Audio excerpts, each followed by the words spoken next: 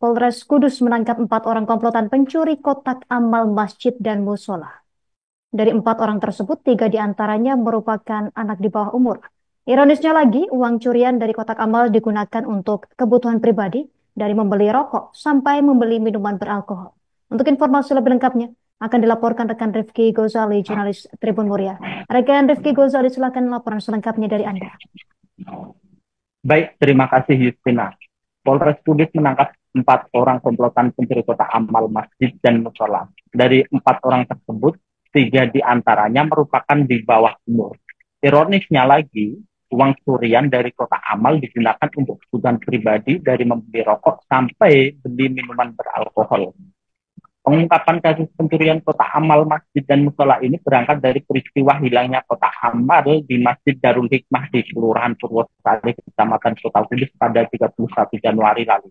Saat itu marbot masjid saat menjalankan salat subuh berjemaah sadar kalau kotak amal yang biasa di sudah raib. Marbot kemudian mengecek CCTV masjid.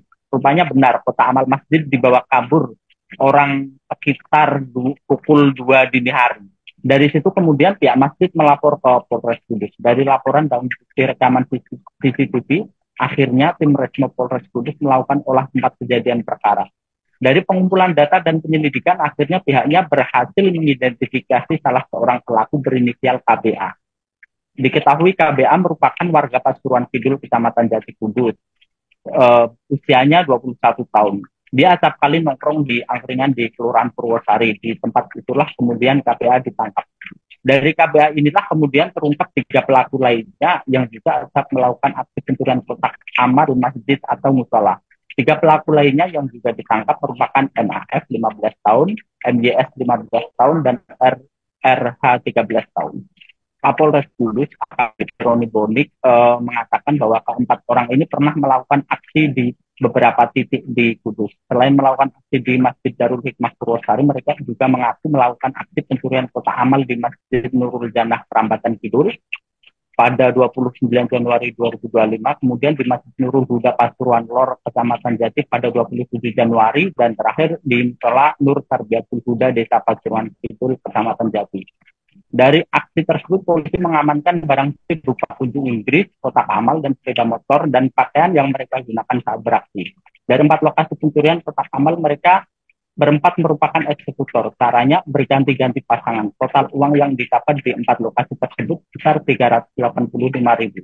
Dari total 4 tersangka dalam kasus ini, tersangka yang masih di bawah umur tidak ditahan. Mereka yang masih di bawah umur, 2 anak masih sekolah dan satunya tidak sekolah. Kata Kapolres Kudus, ada pengecualian untuk anak yang berhadapan dengan hukum. Sementara untuk ancaman pidananya yakni maksimal 7 tahun sesuai dengan pasal 363 KUHP. Demikian, Justina. Melengkapi informasi ini, berikut keterangan dari Kapolres Kudus, AKBP Roni Bonik.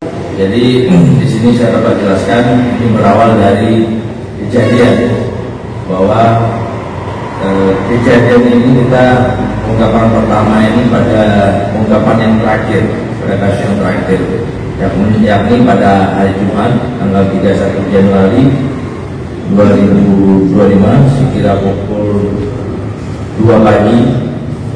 TKP adalah Yayasan Masjid Nurul Hikmah di Purwosari, Kecamatan Kota, Kabupaten Kudus. Di mana di sini yang melapor adalah saudara MA.